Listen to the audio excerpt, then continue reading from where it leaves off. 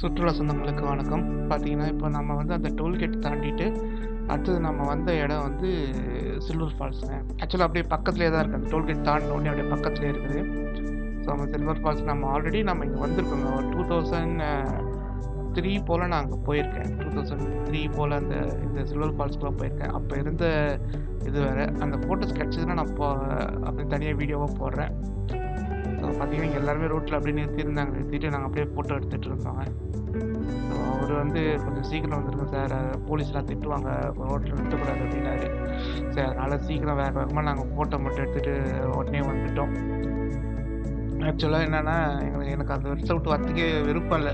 So ஒரு at least ஒரு அரை மணி நேரமாக அங்கே நின்றுட்டு வரணும் அப்படின்னு ஆசையாக இருந்துச்சு.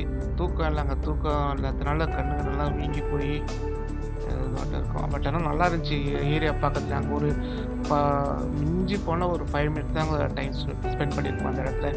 நான் ரொம்ப நேரம் அங்கே நிற்கணும் போல் எனக்கு இருந்துச்சு, நின்று அப்படி பார்த்துட்டு வரலாம் அப்படின்னு சொல்லிட்டு இருந்துச்சு. ஆனால் அதான் என்ட்ரன்ஸ் பாயிண்ட் தான் எனக்கு அப்படி இருந்துச்சா என்னன்னு தெரியல. ஏன்னா அவ்வளோ நாள் நம்ம வெயிலில் இருந்துட்டு நம்ம ஃபுல்லாக சில்னஸ்க்காக போனோமா, அதனால் அப்போ அப்படி இருந்துச்சா அப்படின்ட்டு தெரிஞ்சு இல்லை. ஆனால் சரி, கொஞ்சம் டைம் ஸ்பெண்ட் பண்ணிட்டு வந்துடலாம், இருக்கலாம் அப்படின்ற மாதிரி ஒரு எண்ணம் இருந்துச்சு. அதுக்கப்புறம் சரி கிளம்பலாம் அப்படின்னு சொல்லிட்டு அவன் கிளம்பிட்டாங்க. சும்மா கொஞ்சம் ஃபோட்டோஸ் மட்டும் எடுத்துக்கிட்டு கிளம்பிட்டோம் அந்த இடத்துக்கிட்டு. ஸோ அடுத்த டேரக்டாக நம்ம ரெசார்ட்டுக்கு போயிட்டோம். அங்கேருந்து ஸோ ரெசார்ட்டோட ஃபோட்டோஸ் எடுத்து போடுறோம். நம்ம அங்கே போய் என்ன பண்ணுவோம் அந்த வீடியோஸ்லாம்